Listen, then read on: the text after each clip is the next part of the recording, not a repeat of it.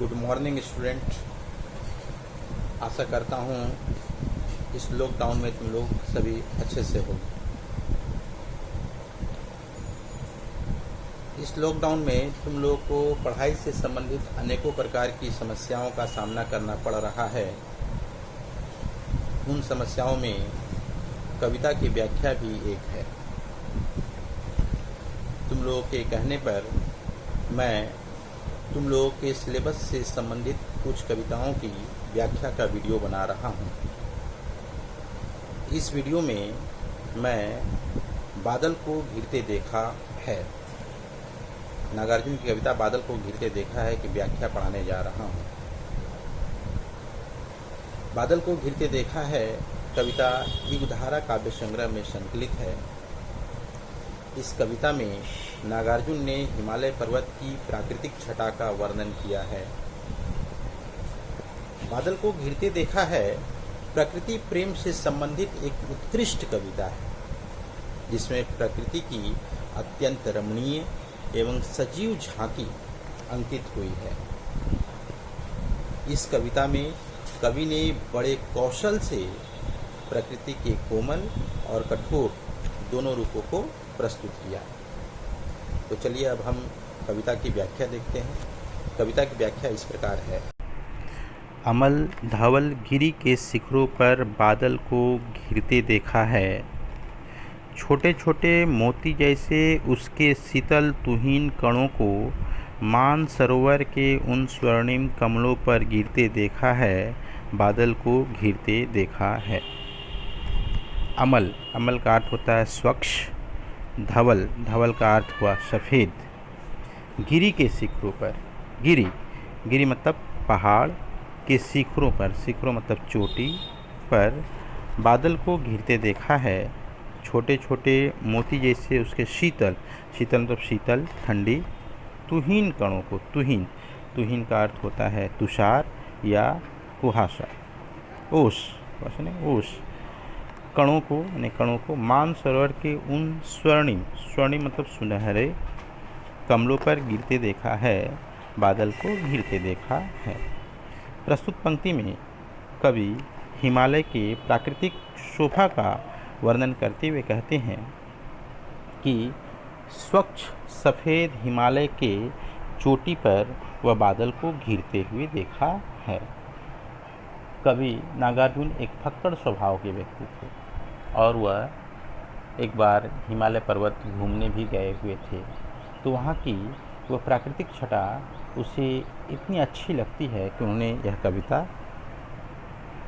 की रचना कर डाली।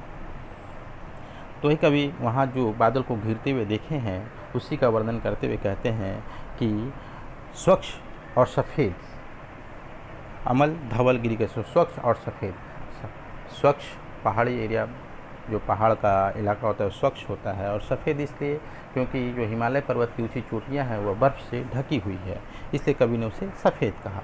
कवि कहते हैं कि हिमालय पर्वत की ऊंची ऊंची चोटियां जो कि स्वच्छ और सफ़ेद है, उन स्वच्छ और सफ़ेद चोटियों के मध्य उन्हें बादल को घिरते हुए देखा है। पुनः कवि कहते हैं कि छोटे छोटे मोती जैसे उसके शीतल तुहीन कणों को मानसरोवर के उन स्वर्णिम कमलों पर गिरते देखा है। और जो मानसरोवर झील है, मानसरोवर झील में सुनहरा कमल खिला हुआ है। उन सुनहरे कमल पर जो तुहीन कण, ओस की जो बूंदें हैं, ओस की जो शीतल ठंडी बूंदें हैं, वह ओस की छोटी छोटी बूंदें मोती के समान चमकते हुए दिखाई देते हैं। और उन ओस के समान छोटे छोटे बूंदों को उन स्वर्णिम कमलों पर गिरते हुए देखे हैं। इस प्रकार उन्हें बादल को गिरते हुए देखा है। पुनः कवि कहते हैं, तुंग हिमालय के कंधों पर छोटी बड़ी कई झीलें हैं।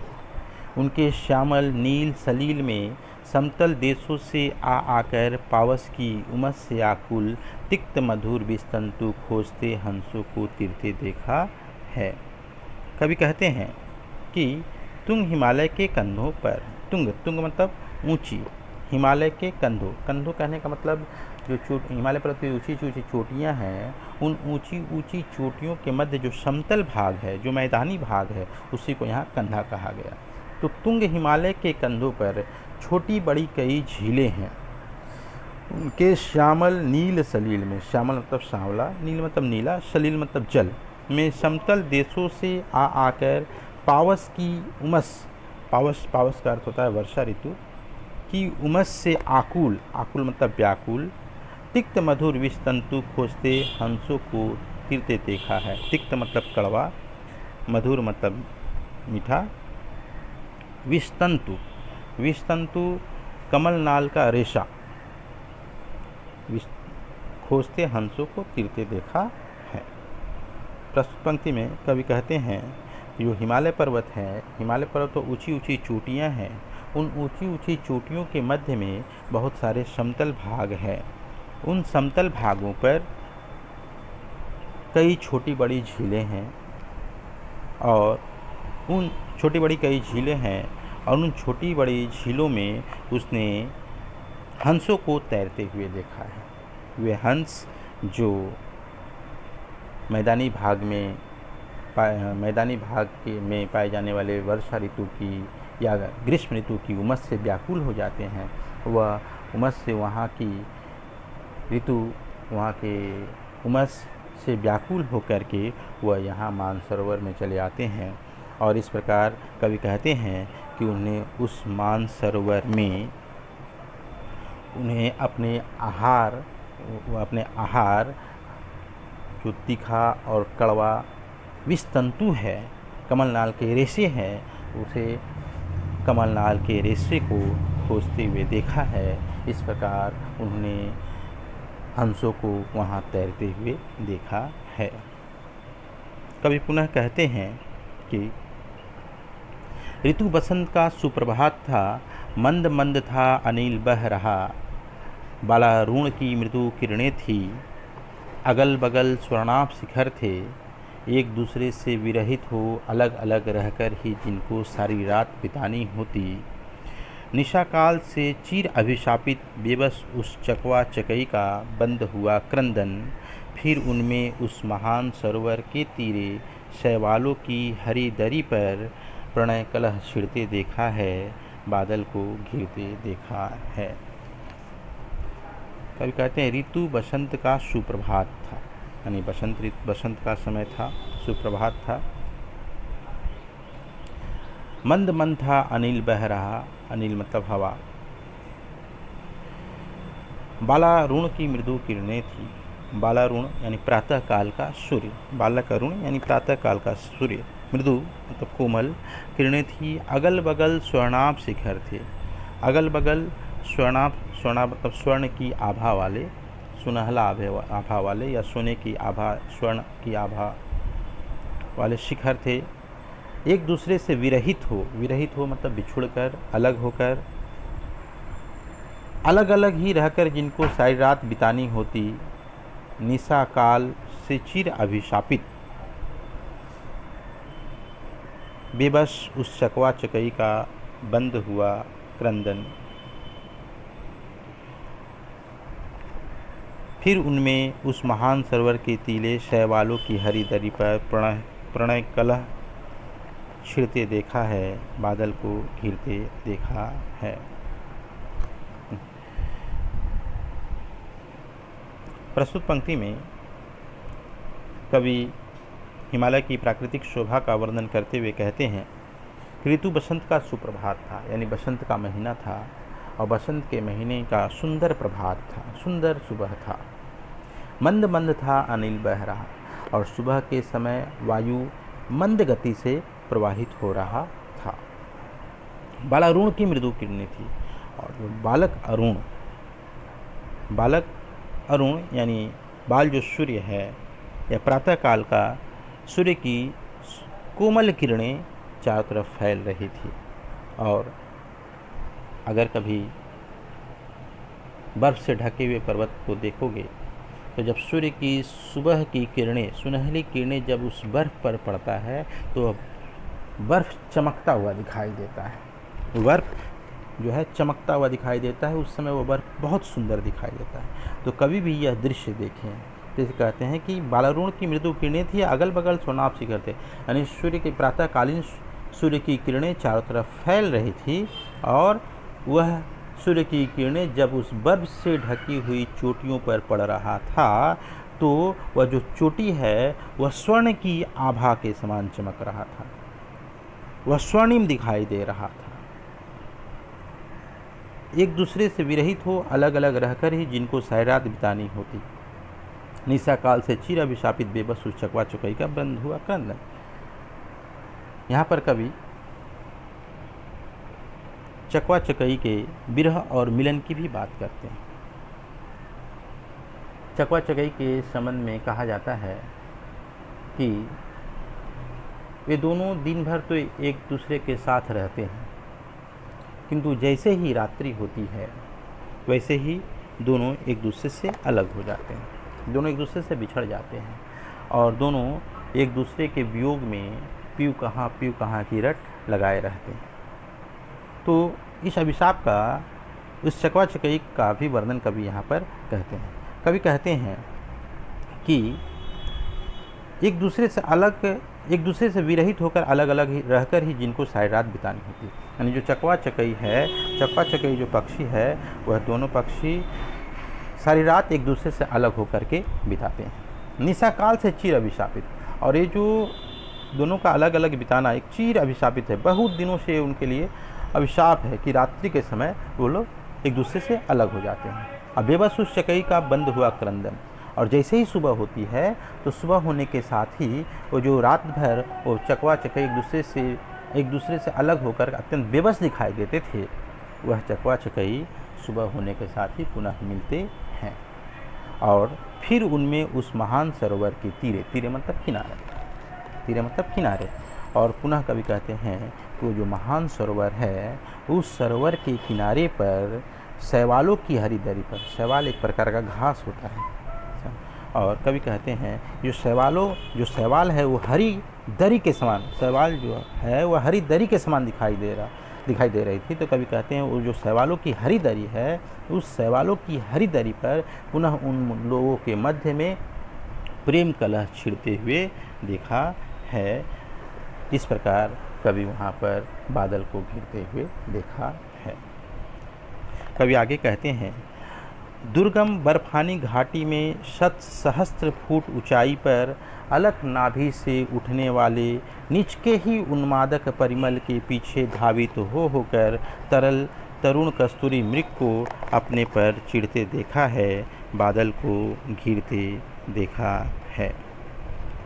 कवि कहते हैं दुर्गम बर्फानी घाटी में, दुर्गम यानी जहाँ पर गमन करना भी मुश्किल हो, बहुत मुश्किल हो, जहाँ पहुँचना बहुत मुश्किल होता है। दुर्गम, बर्फानी यानी बर्फ़ से ढकी हुई, बर्फानी बर्फ़ से पूर्ण घाटी में शत सहस्त्र मतलब सैकड़ों, सहस्त्र मतलब हजारों फुट ऊंचाई पर अलख तब न दिखने वाला, जो दिखाई न दे, नाभि से उठने वाले, निज के ही उन्मादक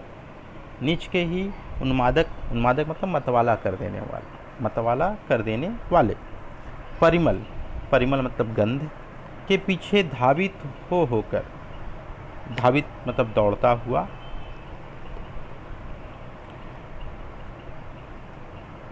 होकर तरुण कस्तूरी मृग को अपने पर चिढ़ते देखा है। तरल मतलब चंचल, तरुण मतलब युवा, कस्तूरी मृग एक मृग का एक प्रकार है, कस्तूरी मृग को अपने पर चिढ़ते देखा है मतलब क्रोधित होते देखा है। कभी यहाँ पर कस्तूरी मृग के विषय में बताते हुए कहते हैं कि दुर्गम बर्फानी घाटी, कभी कहते हैं कि वहाँ पर बहुत सारे दुर्गम बर्फानी घाटी शत सहस्त्र फुट ऊंचाई पर, कभी कहते हैं कि हिमालय पर्वत में सैकड़ों हजारों फुट की ऊंचाई पर ऐसी घाटियां हैं जो अत्यंत दुर्गम है और बर्फानी है, अर्थात जहां पहुंचना बहुत ही मुश्किल है और जो बर्फ़ से ढका हुआ रहता है। ऐसे दुर्गम बर्फानी घाटी में अलख नाभि से उठने वाले नीच के ही उन्माद परिमल के पीछे धावित होकर तरुण कस्तूरी मृग को अपने पर चिढ़ते देखा है। कभी कहते हैं ऐसे सैकड़ों हजारों फुट की ऊंचाई पर, दुर्गम फुट की ऊंचाई पर ऐसे घाटी जहाँ पर पहुँचना बहुत ही मुश्किल हो, जो बर्फ़ से ढका हुआ हो, ऐसे दुर्गम बर्फ़ानी घाटी में उसने ऐसे चंचल युवा कस्तूरी मृग को देखा है जो अपने नाभि से उठने वाले जो गंध है, वह गंध जो कि मतवाला कर देने वाला है, उस मतवाला कर देने वाले गंध को जब वो सूंघता है, जब उस मतवाले गंध को जब सूंघता है तो वह गंध कहाँ से आ रही होती है इसका वह पता लगाने की कोशिश करता है। लेकिन जब वह उस गंध का पता नहीं लगा पाता है कि वह कहाँ से आ रही है तो ऐसे समय में उस कस्तूरी मृग को अपने पर चिढ़ते हुए कवि ने देखा है। इस प्रकार उन्हें वहाँ बादल को घिरते हुए देखा है। पुनः कवि कहते कि कहाँ गया धनपति कुबेर वह, कहाँ गई उसकी वह अलका, नहीं ठिकाना कालिदास के व्योम प्रवाही गंगा जल का, ढूंढा बहुत परंतु लगा क्या मेघदूत का पता कहीं पर, कौन बताए वह छायामय बरस पड़ा होगा न यहीं पर, जाने दो वह कभी कल्पित था, मैंने तो भीषण जाड़ों में नभ चुंबी कैलाश शीर्ष पर महामेघ को झंझा नील से गरज गरज घेरते देखा है, बादल को घिरते देखा है। कवि कहते हैं कहाँ गया धनपति कुबेर। धनपति कुबेर, धनपति मतलब धन का स्वामी, कुबेर एक देवता है जो धनों का स्वामी, धनों का देख करने वाले माने जाते हैं। वह कहाँ गई उसकी वह अलका। कुबेर की राजधानी का नाम अलका है, कुबेर की नगरी का नाम अलका है।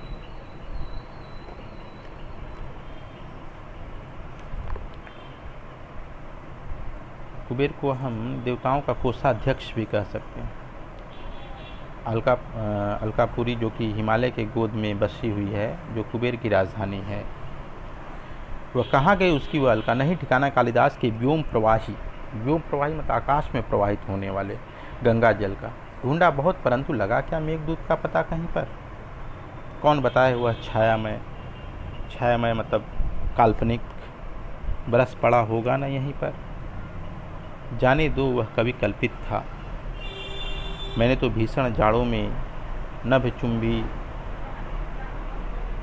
कैलाश शीर्ष पर महामेघ को झंझा नील से गरज गरज भिरते देखा है। कवि कहते हैं कि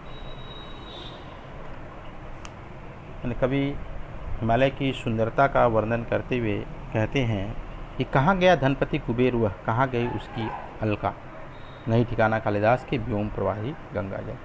कवि कहते हैं कि हिमालय पर्वत की शोभा, हिमालय पर्वत की सुंदरता इतनी अधिक है कि इस सुंदरता के समक्ष जो कुबेर है, देवताओं के कोषाध्यक्ष जो कुबेर हैं, उसकी वह जो अलका नगरी है जो कि बहुत ही सुंदर मानी जाती है, वह अलका नगरी भी हिमालय की शोभा के सामने टिक नहीं पाती है। यहाँ तक कि नहीं ठिकाना कालिदास की व्योम प्रवाही गंगा जल का, यहाँ तक कि नागार्जुन कहते हैं कि कालिदास ने जिस व्योम प्रवाही गंगा जल का वर्णन किया है, उस गंगा जल का भी कहीं कोई ठिकाना नहीं दिखाई दे रहा है। ढूंढा बहुत परंतु लगा क्या मेघदूत का पता कहीं पर। यही नहीं, उसने नागार्जुन जी कहते हैं कि उसने अपने साहित्य में जिस मेघदूत का जिक्र किया है, उस मेघदूत को भी उन्हें वहाँ पहुंचकर बहुत अधिक ढूंढने की कोशिश किया, परंतु उस मेघदूत का भी कहीं कोई पता नहीं चला।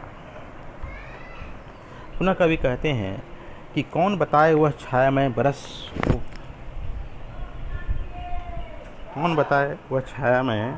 बरस पड़ा होगा ना यहीं पर। कवि कहते हैं कि वह जो मायामय है, कवि कहते हैं जो वह मायामय है, यानी जो कवि कहते हैं कि कौन बतावे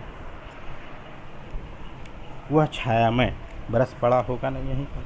कवि कहते हैं वो जो मेघदूत है, जिस मेघदूत का वर्णन कालिदास ने किया है, वह जो मेघदूत है, वह मेघदूत हिमालय की सुंदरता को देख करके मोहित हो गया होगा, और मोहित होने के कारण हो सकता है वह यहीं पर बरस पड़ा होगा, मोहित होने के कारण वह यहीं पर बरस गया होगा। कवि पुनः कहते हैं,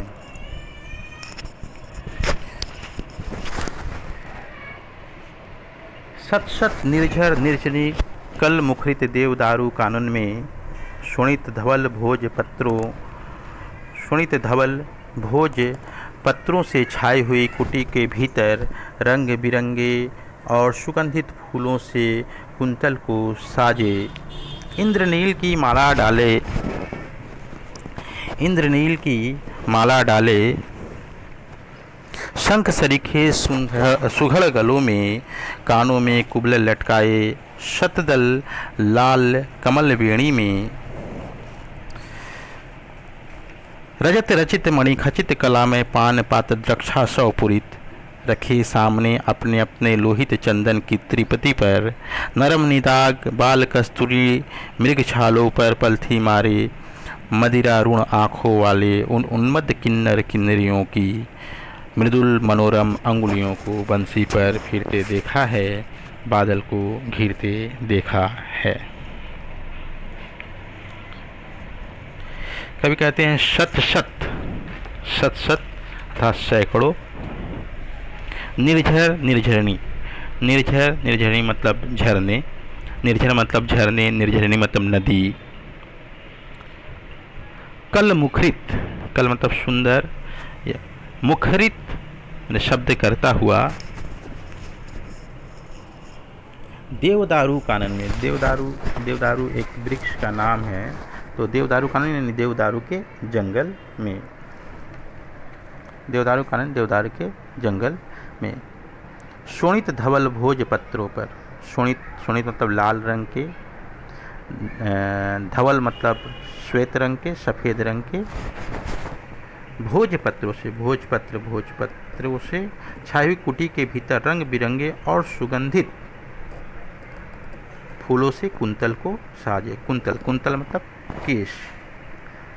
कवि कहते हैं कि शत शत निर्झर निर्झरी कल मुखरित देवदारू कानन में, कवि कहते हैं वहाँ देवदारू का जंगल है, देवदारू का वन है, उस देवदारू के वन में सैकड़ों झरने और नदियाँ कल कल की सुंदर ध्वनि करते हुए प्रवाहित होती है। शोणित धवल भोजपत्रों से छाई हुई कुटी के भीतर, वहाँ उस वन के आसपास कुछ कुटी भी है, वह कुटी लाल और सफ़ेद रंग के भोजपत्रों से छाई हुई है।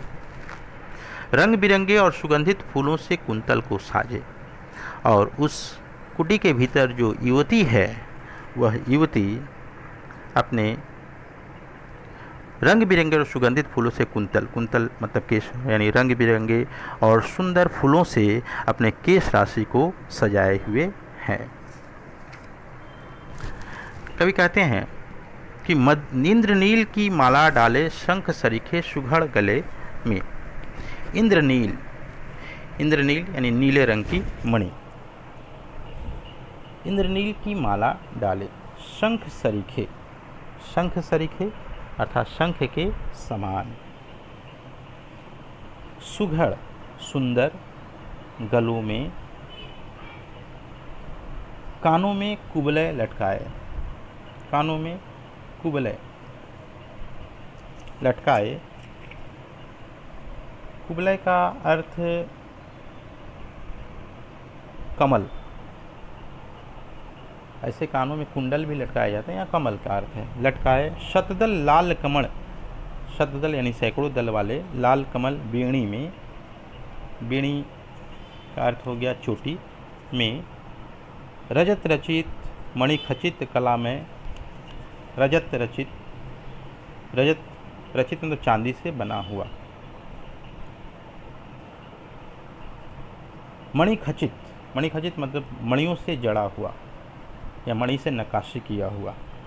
कलामय यानी कलात्मक तरीके से, सुंदर तरीके से।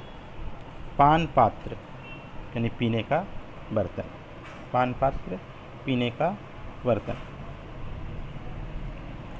या मदिरा पीने का पात्र भी कह सकते हैं। द्राक्षासव यानी मदिरा या अंगूर का रस, या अंगूर से बनी हुई मदिरा। पूरित रखे सामने अपने अपने लोहित मतलब लाल रंग के, या लाल चंदन की त्रिपति पर रखे हुए हैं। नरम निदाग बाल कस्तूरी मृग छालों पर पलथी मारे।